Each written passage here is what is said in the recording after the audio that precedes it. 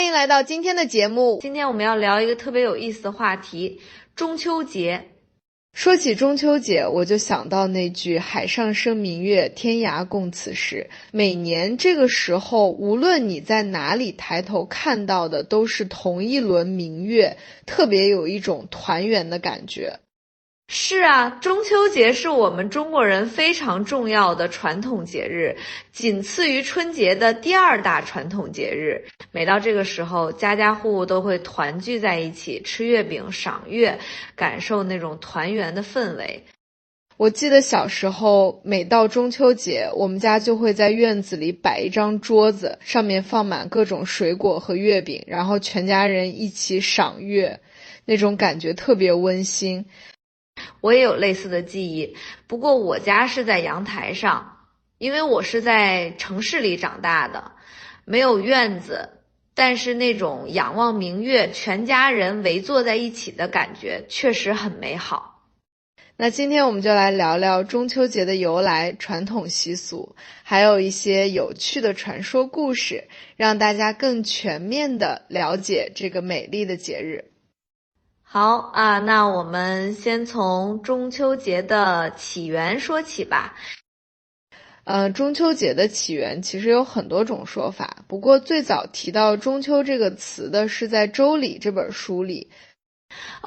那大概是什么时候呢？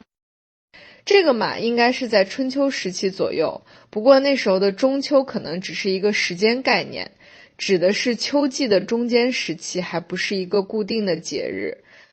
那中秋节是什么时候正式成为一个固定的节日的呢？据史料记载，到了唐朝初年，中秋节才逐渐成为一个固定的节日。《唐书太宗记》中就有8月15中秋节的记载。不过中秋节真正盛行起来是在宋朝，到了明清时期，已经和元旦齐名，成为中国的主要节日之一了。哇，这么说中秋节已经有上千年的历史了。那中秋节的起源到底是怎样的呢？有什么说法吗？关于中秋节的起源，其实有几种不同的说法。一种说法是它起源于古代帝王的祭祀活动。《礼记》上记载，天子春朝日，秋夕月，意思是说天子在春天祭祀太阳，秋天祭祀月亮。后来贵族官吏和文人学士也相继效仿，逐步传到民间，形成了中秋赏月的习俗。原来如此，还有其他说法吗？另一种说法是中秋节的起源和农业生产有关。秋天是收获的季节，秋字的解释就是庄稼成熟，曰秋。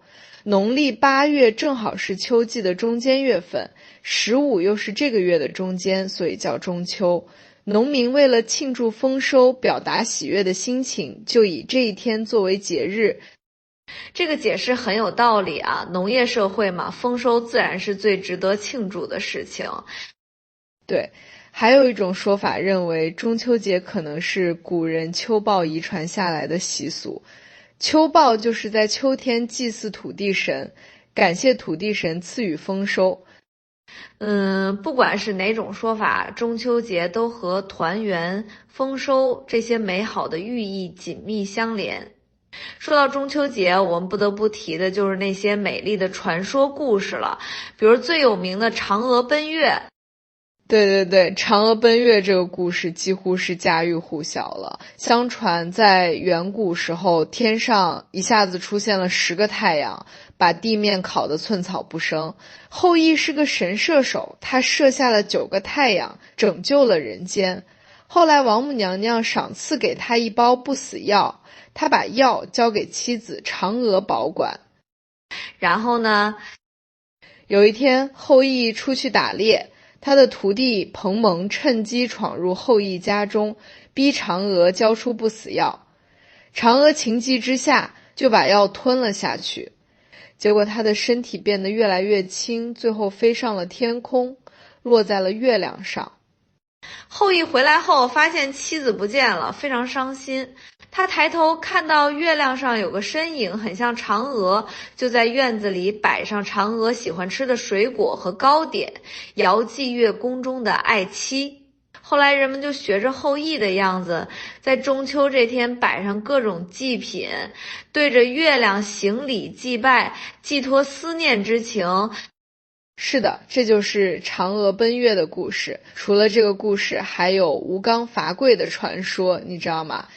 知道一点，好像是说月亮上有棵桂树，有个叫吴刚的人在那里不停地砍这棵树。对，传说月亮上的广寒宫前有棵桂树，高达500多丈。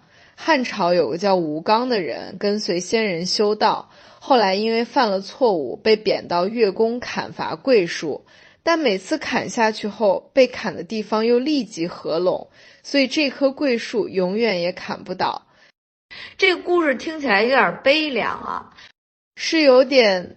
李白还在诗中写道：欲砍月中桂，持为寒者心。意思是想砍月亮上的桂树，拿来给受冻的人当柴火。还有玉兔捣药的传说，说的是月亮上有只白兔整天在捣药。对，这个传说最早见于汉乐府《董陶行》。相传月亮上有一只兔子，浑身洁白如玉，所以称为玉兔。这只玉兔拿着玉杵跪在地上捣药，制作长生不老药。久而久之，玉兔就成了月亮的代名词。还有一个比较有趣的传说是唐玄宗游月宫。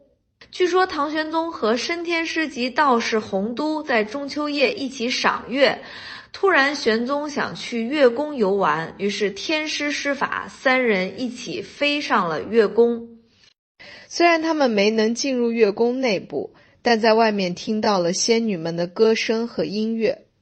唐玄宗回到人间后，根据记忆中的仙乐创作了著名的《霓裳羽衣曲》。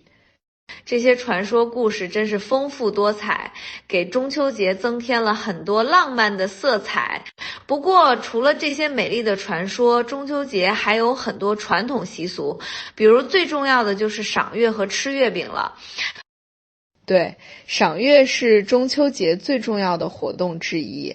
唐代的时候，中秋赏月、玩月的风俗就已经很盛行了，很多诗人的名篇中都有咏月的诗句。到了宋代，中秋赏月的风俗更加普及。据《东京梦华录》记载，中秋夜，贵家结式台榭，民间征战酒楼玩月，意思是说富贵人家会搭建精美的楼台来赏月，普通百姓则争着去酒楼赏月。明清时期的赏月活动更是丰富多彩。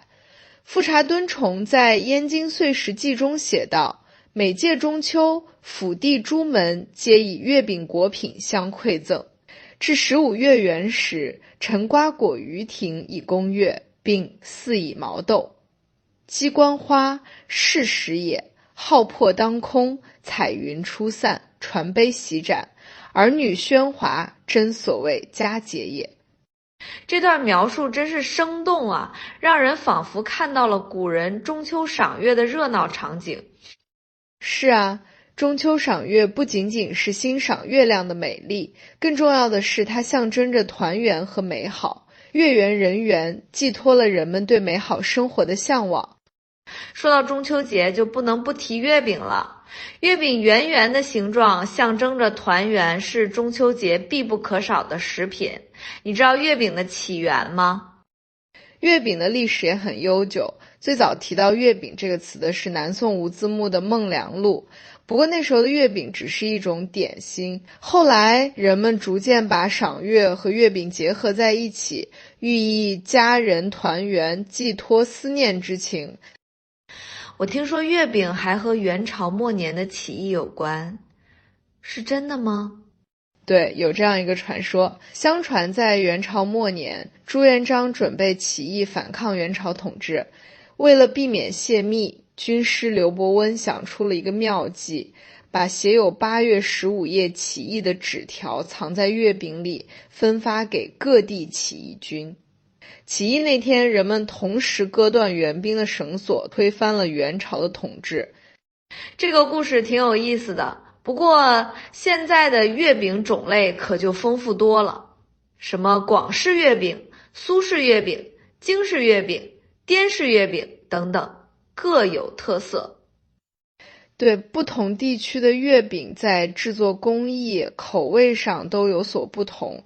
比如广式月饼皮薄馅多，甜度适中；苏式月饼则是酥皮月饼的代表，层次分明，松脆可口；京式月饼造型美观，口味独特；滇式月饼则以火腿月饼最为有名。现在的月饼创新也很多，什么冰皮月饼、流心月饼、水果月饼等等，真是应有尽有。不过我还是比较喜欢传统的五仁月饼，虽然很多人不喜欢。哈哈，五仁月饼确实是很有争议的一种月饼。不过除了吃月饼、赏月，中秋节还有哪些传统习俗呢？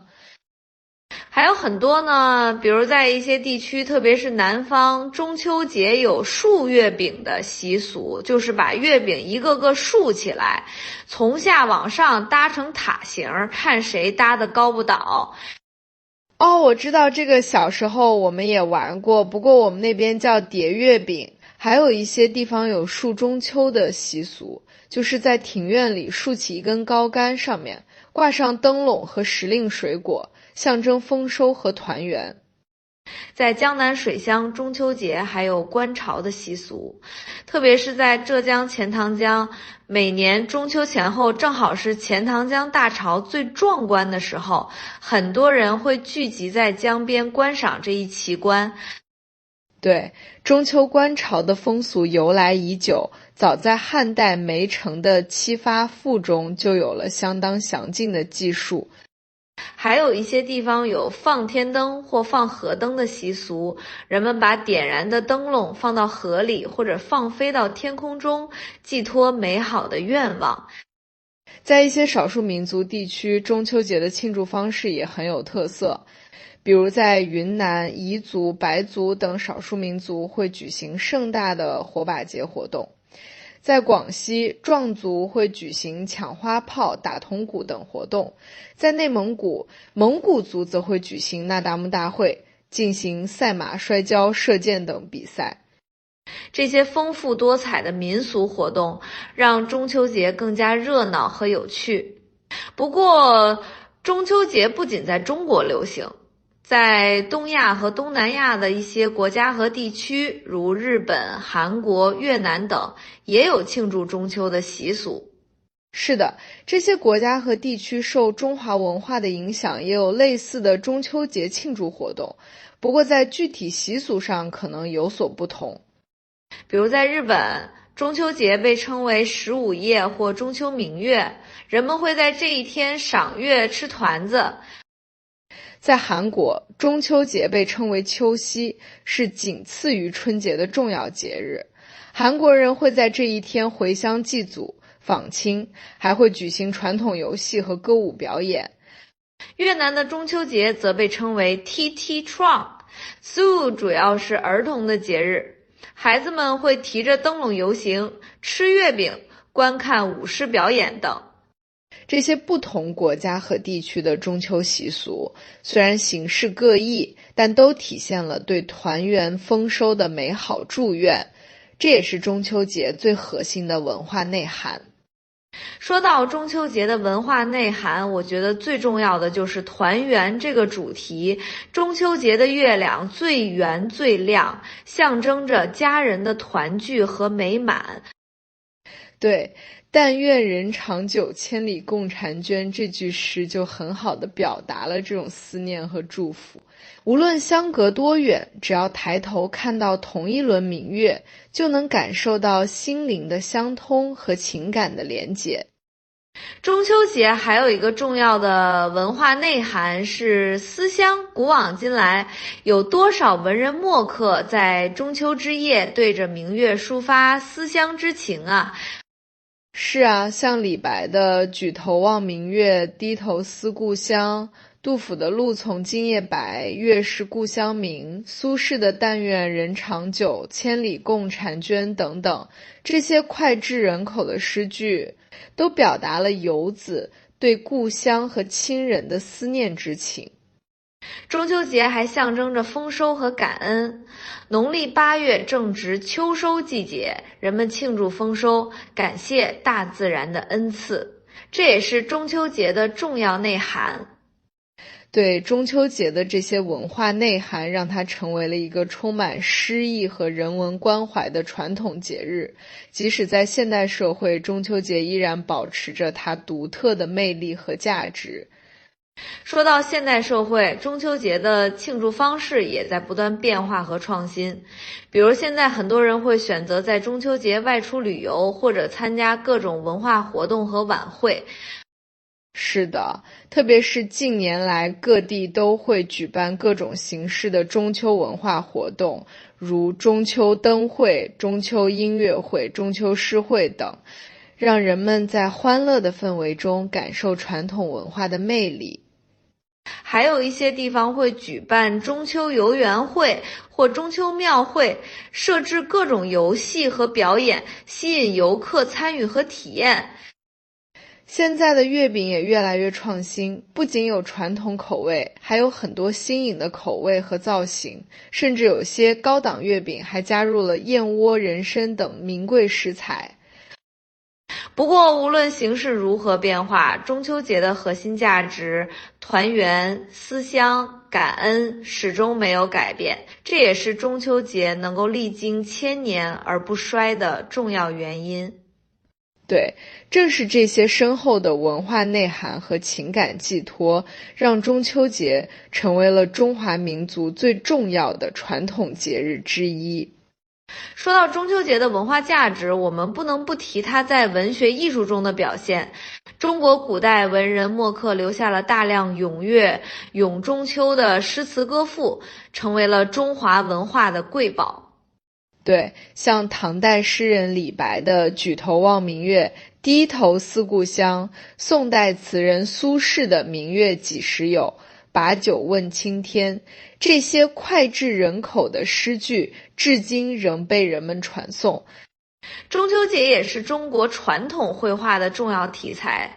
古代很多画家创作了以中秋赏月为主题的绘画作品，如宋代马远的《月下独酌图》，明代仇英的《月下赏桂图》等。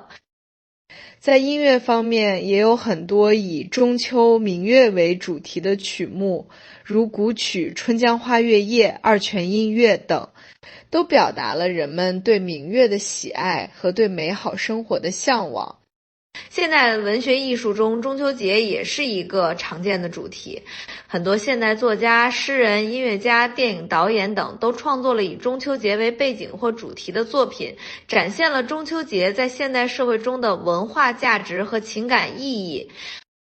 是的，中秋节作为中华民族的传统文化符号，已经深深融入了中国人的文化基因和精神世界，成为了连接古今、沟通中外的重要文化纽带。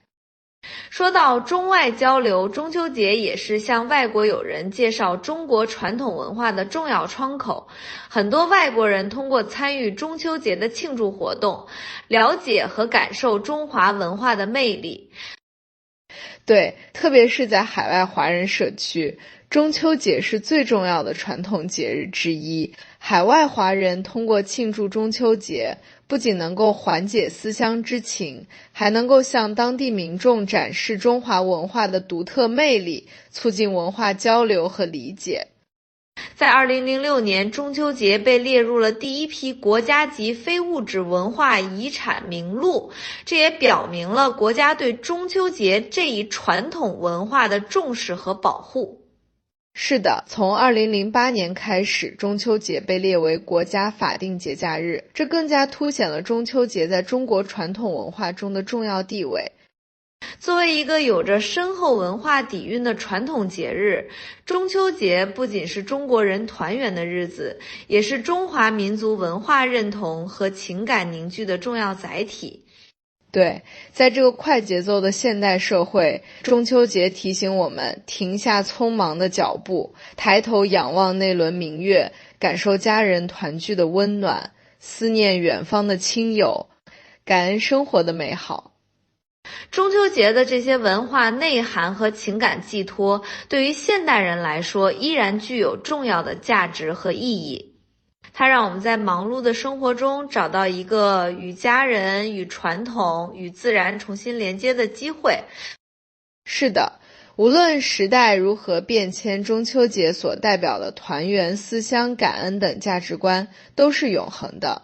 这也是中秋节能够历经千年而不衰的重要原因。说到中秋节的现代意义，我觉得还有一点很重要，就是它提醒我们关注和保护自然环境。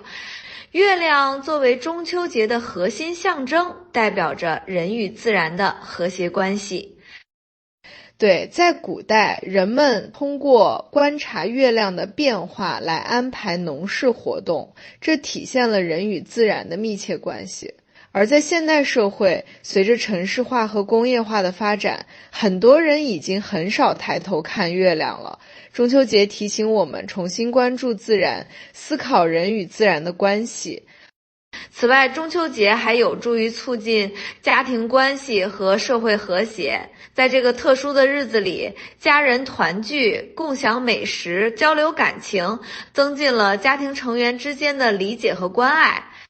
是的，中秋节的团圆主题对于维系家庭关系、传承家庭价值观具有重要作用。特别是在现代社会，很多家庭成员因为工作、学习等原因分散在各地，中秋节提供了一个家人团聚的机会，增强了家庭的凝聚力。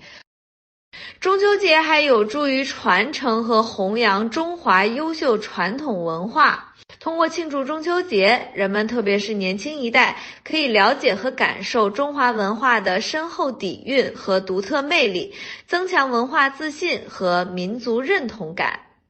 对，中秋节作为中华民族的传统文化符号，承载着丰富的历史记忆和文化内涵，是中华文化的重要组成部分。通过庆祝中秋节，我们不仅是在延续一种习俗，更是在传承一种文化，弘扬一种精神。所以，无论是从文化传承、家庭和谐，还是从自然保护、社会和谐的角度看，中秋节在现代社会中依然具有重要的价值和意义。是的，中秋节不仅是一个传统节日，更是一种文化现象，一种精神象征，一种生活方式。